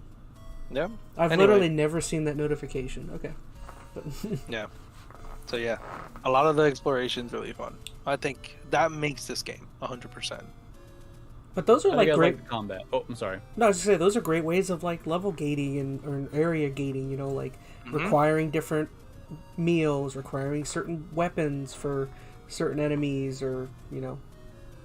Although Zelda's always done that with items, right? Where like I remember in Wind Waker, you couldn't go into a wind tunnel without the metal boots or something to keep you tied to the ground or something. Yeah, I mean, it's a little different. Like, with Breath of the Wild, I think you could kind of brute force your way through some of those areas. The open worldness kind of does away with a little bit of... I don't know if it's I don't know. I mean, does away, doesn't do away. Like, there were games, like, in the past that, yeah, they would completely block you out of going somewhere because you had to have an XYZ item. Like, a door would not open. You could not traverse an area. This game, even if you don't have the recommended item, you can still kind of trudge forward. Like, it might be hard, but typically you can still find a way through. Which fireproof equipment for the volcanoes. Alright, so what were you going to say, sir? Walk around with shields that are made of wood. Made of wood. Just keep you idiot. Dummy. You make a fire wherever you want. Yep. Alright, so last gameplay section, combat. How do you guys feel about combat in this game versus others? I feel like this probably has the best best like feeling combat in terms of the ones I've played. It was pretty polished, man. Like their combat was pretty good. Like, I mean, compared to other Zelda games, I mean, they're all really good in their own way. I mean, you know, I would argue some are not. it's Like, just, yeah. as much as I love like Skyward Sword, Ooh, its combat it was could be wonky. mid at best. Yeah, Talking part about of that it, might be the this- forced motion. Yeah, the motion did Yeah. not help. Like combat's typically been pretty limited in a lot of Zelda games. Like you'd have your set of skills. You can slash, you can throw a bomb, you can shoot an arrow. Mhm. This game gave you a lot more that you could do. Well, here you could throw a sword. I thought that You was could throw funny. You could go, swords, whoop. yeah. You know, you can just toss things and be Well- like, oh, oopsie. Well, the good thing with all the Zeldas I've played is like they've already. It feels like that formula that they've had in terms of the combat has always felt pretty good. You know, it normally feels really good to hit like a good strafe, you know, and then like hit a certain attack, and then you hit when the enemy's guard's down. Like I feel like they have that pretty down. You know. And this game, like when you got those perfect parries and went slow mo and you did a backflip out of the way, Oh, yeah, those are fun. good times. I did like that about Skyward when you would like certain enemies you had to point forward rather than. I remember messing that It was up a lot. super wonky though. was super man. Like, wonky, but- in theory, and when it worked, great, but it did not work enough. They took that for freaking what is it, Wind Waker? Because you had to do parries and stuff in Wind Waker, and I remember that being like it was good, but man, when it didn't work, oh god, the whole battle was against you. Mm-hmm. So, how'd you guys feel about durability? Because I know for a lot of people that like turned them completely off this game. That your weapons would not be around for very long. It just Were you annoyed. guys okay It with probably that? just annoyed the noobs, because like once you get further ahead and you start getting weapons that you like, you're like, whatever. You know what I mean? I remember you had a weapon that would charge up, or did all Master the Sword. all the If major you got weapons. the Master Sword, yeah. Yeah, But then you noobs. wouldn't be able to use it for a little You bit. just got to get good. I thought the I don't know. durability was fine. I mean, what I liked about it was the fact that you can just, if you didn't like a weapon, you just use it and it'll break. You're done. You don't have to have it in your inventory for a very long time. I like the fact that you can get like enemy weapons. I thought that was really neat. That's not really done in other Zelda games. So I was like, oh, cool, I could steal that person's weapon. It's like, ooh, that thing's big. I want to take that, like, and if it's worthless, you could just, use it. I'm gonna soundbite that. You could, yeah, you could use it and just break it. I thought Yeah. it was fine. I the only thing that bugged me was I kept forgetting that my shields break whenever you hmm parry the stupid laser beams. Yeah. And it's like, bam, your shield is done. It's like, dang it, I gotta go Well, into the menu and switch around and get another shield. Well, the good thing with the new one is this whole like combining items is gonna like create so many possibilities with combat, because you can you can take 2 rocks and a twig. MacGyver it. MacGyver it, yeah. You can have I'll tell any you that. variety of weapons. So I have an issue with durability, but it's not for the same reason I think most people do. Like the fact that my weapon breaks, I don't really care about. That's fine. But what that leads to me, and it might just be my bad gameplay habit, is I would then hoard all my best weapons because I never wanted them to break. And I feel like that Yep. led me to not experiment enough. Like I should have just been like, all right, I'm going to use this really cool a guardian sword. I remember what called the fancy sword. Yeah. But I should just used it, had fun with it, and then I would have got another one. Like, this game is not stingy on giving you weapons. I should have just trusted that the game systems was gonna provide me with better weapons throughout the time and just used what I got. But instead, I would hoard all the best stuff, and then I would just be fighting these big guys with sticks because I didn't want to waste my big weapons. And I felt like that hampered my enjoyment a little bit. It was self-imposed. It was my fault, but that's what these durability systems kind of do to me. I don't really care that my weapon breaks, but I just don't then play, I think, open-ended enough with my weapon selection. Kind of the same way when it came to that, because I hold all the good stuff and I always use the crappy stuff to like fight, at least like bokoblins and things of that nature. I just never really cared. I'd go even after like the big high level like Lionels and stuff with like a stick. I'd be like, I'm not using my good weapon on you. Just like try throwing berries at crappy, him. like a rusty sword. Yeah, I spent 4 hours trying to kill him. Try going after one of those like Minotaur things or Centaurs. The Lionels. Oh, that's a okay, Lionel. that's what they're called. Yeah, try going after one of them with no lightning arrows. It's like, That's what I would do. I wouldn't use my good stuff. I would have all the good stuff, and I'd be like, nah, I could take them with this, They're the pebble toughest. and They're the sling. toughest enemies in the game. I thought. I hated those Lionels, man. They were so dang hard. I enjoyed them. I liked the one I found inside the Coliseum area, close by the Great Plateau. There's some cool ones. Yeah. Brutal. I don't know. I do like combat. I think it can be broken in a lot of ways, especially when you like upgrade your defense to a certain point. Like I think it becomes super easy. Like you can't even get like hurt after you raise your defense to a certain level. So I think that kind of negates the enjoyability a little bit. But It takes a while to get to that point, though. it does. It does. But you have far more combat options than any other Zelda game. So I mean, I'd give that a plus in most categories. Shoot. Any other aspects of combat? Let's talk about some specific combat encounters. We already kind of talked about the blights. They're kind of whatever. I remember. What about Ganon? Ganon good. sucked.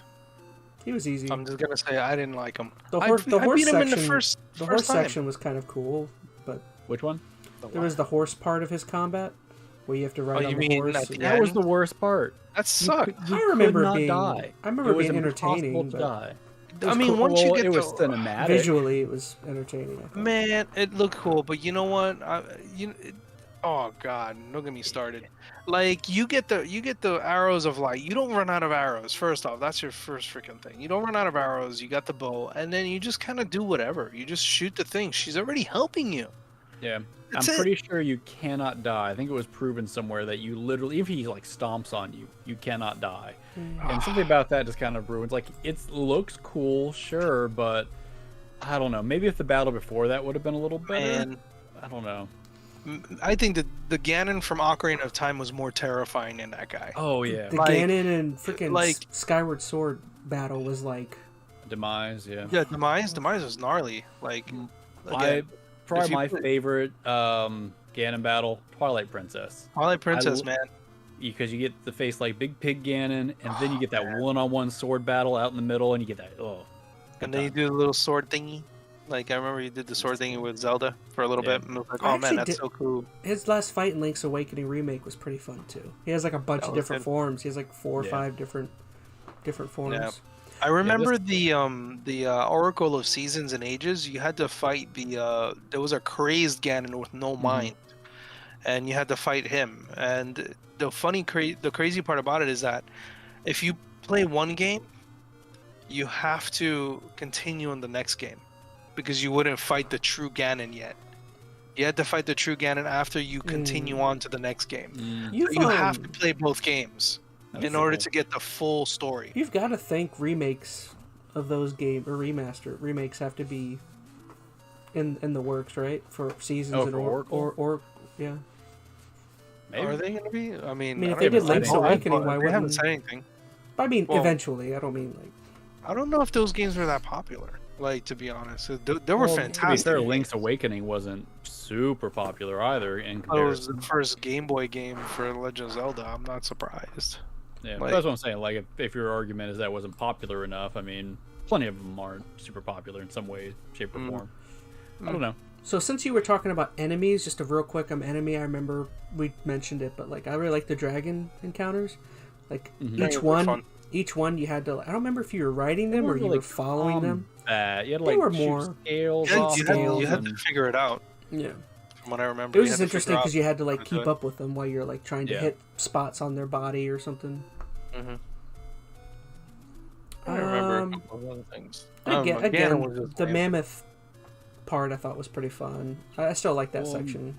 There was the what was it called? Like the big sand. Oh, the big beast sand thing? beast. Yeah. What was it? Was it a worm? I'm trying to remember It was that. like a big worm thing. It had big old mouth. It was like freaking Like a what was it? Starlack?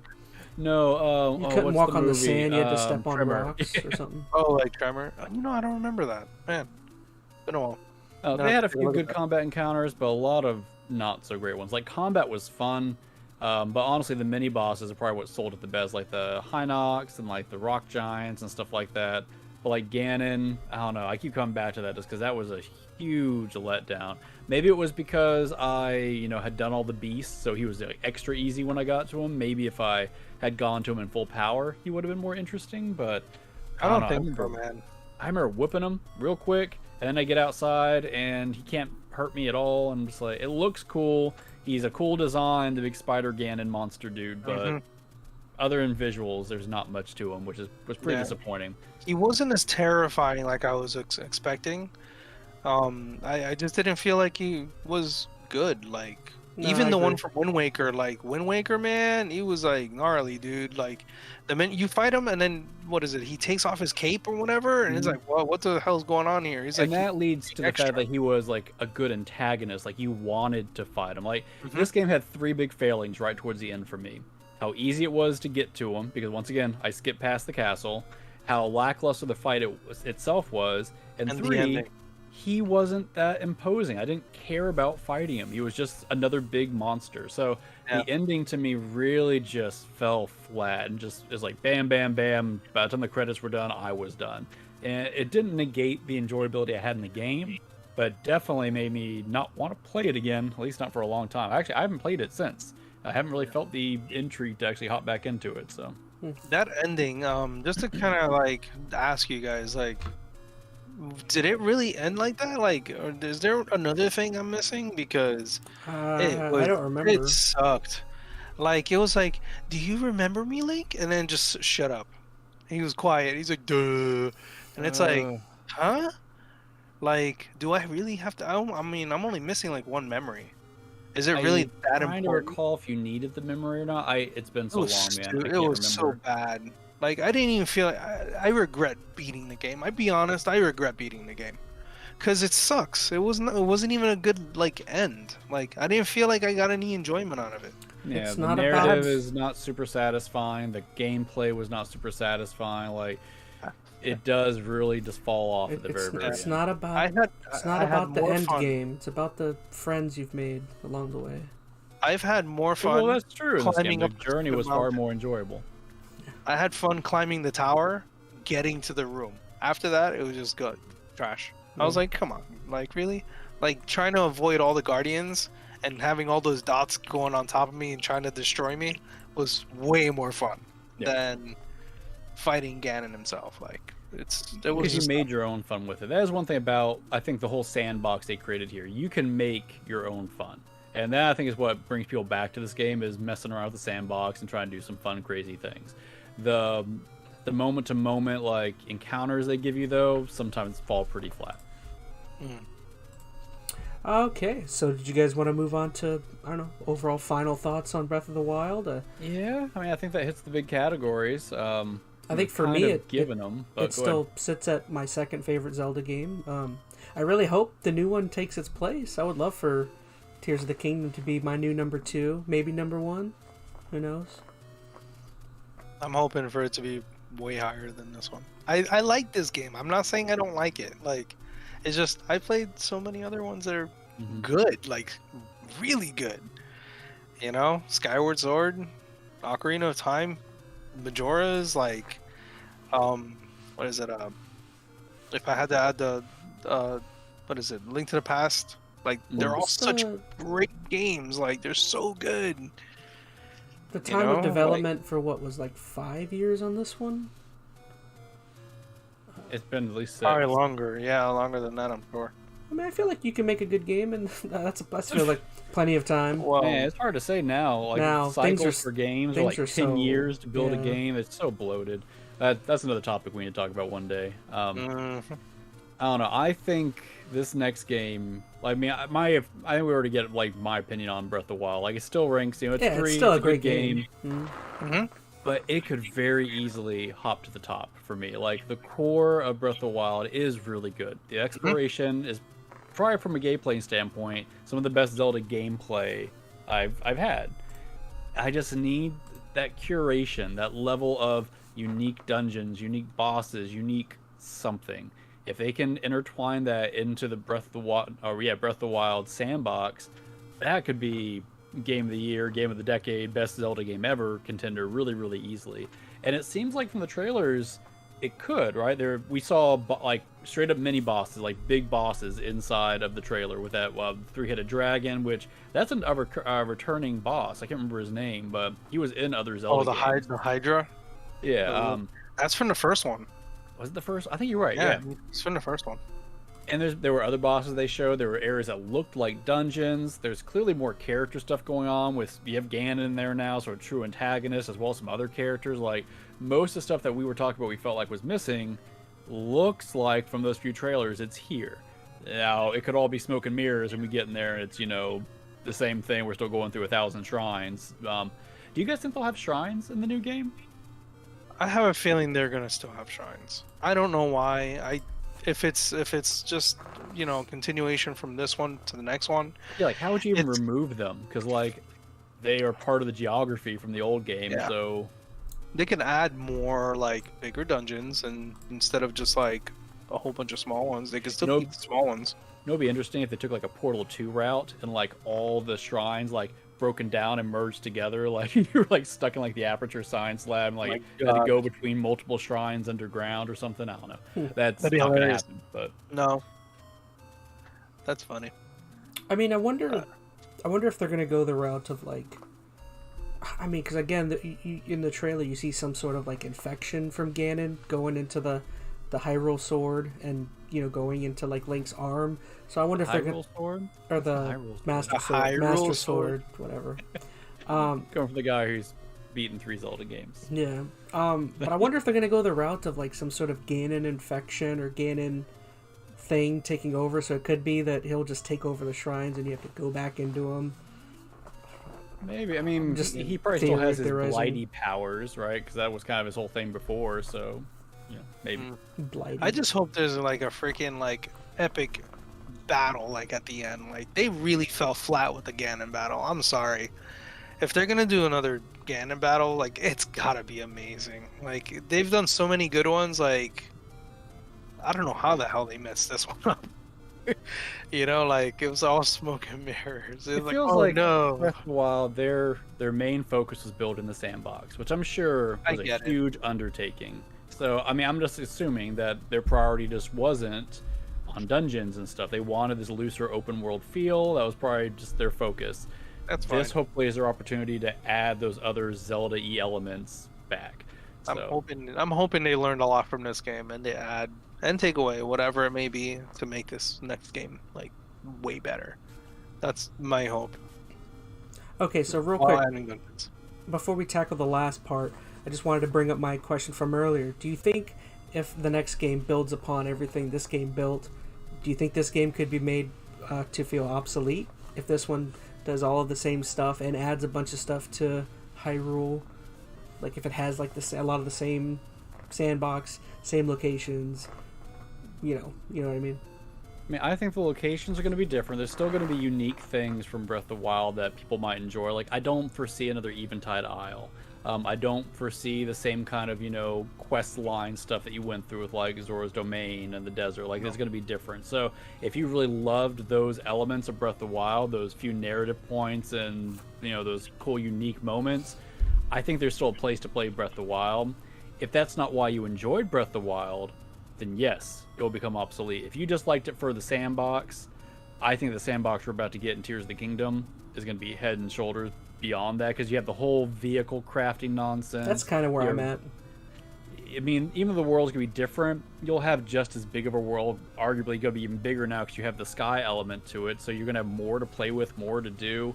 Unless they just really botch something and something just doesn't not right in the next game, I think it's probably, for most people from a gameplay standpoint, going to replace Breath of the Wild. Cynically, I don't think they're going to do that because I think they're going to want to make a Breath of the Wild remake in like 30 years. So I don't think they would want to make this one obsolete.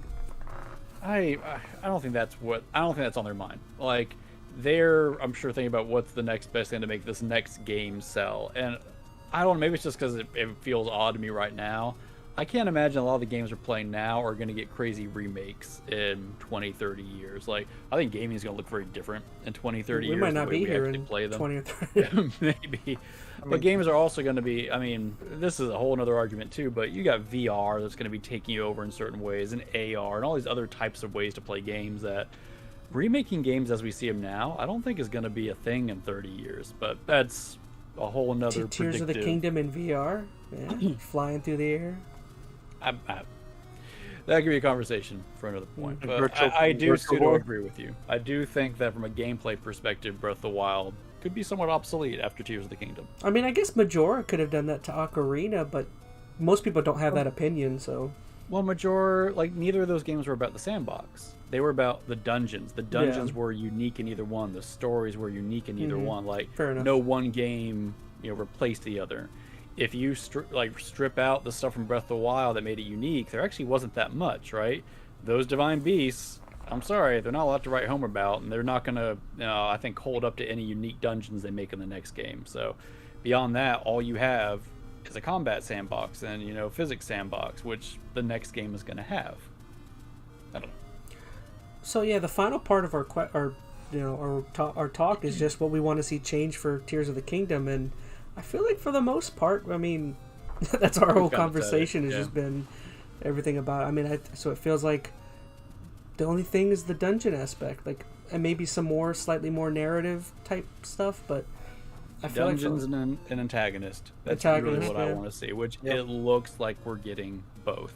I mean, arguably, I guess, they could give us crappy dungeons, like they could ruin it, but I can't think of many Zelda games that have had straight up bad dungeons. I mean, can you think of many? I mean, they always have like a few that are like, oh, that was not the best dungeon, but there's always a good amount of like gems in each one. Doesn't like mostly every Zelda game have like one like super new gameplay element? Like, I wonder what that could. I mean, I guess maybe it's the crafting aspect and all of the. Usually they do. I mean, when it comes to the dungeons, they always, when you get a new item or weapon or whatever, they usually tailor that to a dungeon that utilizes that stuff. The sandbox is probably going to continue to be their ace in the hole or whatever. At least, which is for good. now. That for many That's fine. people is going to lead to a long-term investment in this game where they keep coming back to mess around the sandbox and lots of let's plays and experimentation. So it's a good format for them to go with the way gaming's done now. There's a lot of replayability in a world like that. So yeah, maybe we should just enjoy it now, because probably going to be another 6 or 7 years before you get another new one. You'll probably start getting more remakes and remasters in the next handful of years. I mean, I wouldn't be surprised if they've, in between that, they'll pull another, like, I don't know, top-down one or something like that.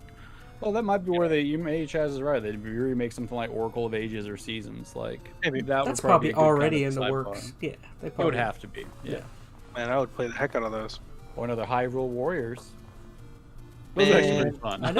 They are fun. I mean, I like Dynasty Warriors. They do not run well on any of the systems they're on, though. Like, the Switch can't handle it well. The Wii U couldn't handle them well. It's kind of a shame. There's a lot going on in those games, man. Like, there's a lot. They're good though, but they're a lot. That's actually interesting. You bring up how they run on this console, because I saw, I don't know if I sent it to you guys. There was a report that came out of someone who talked directly with who was it?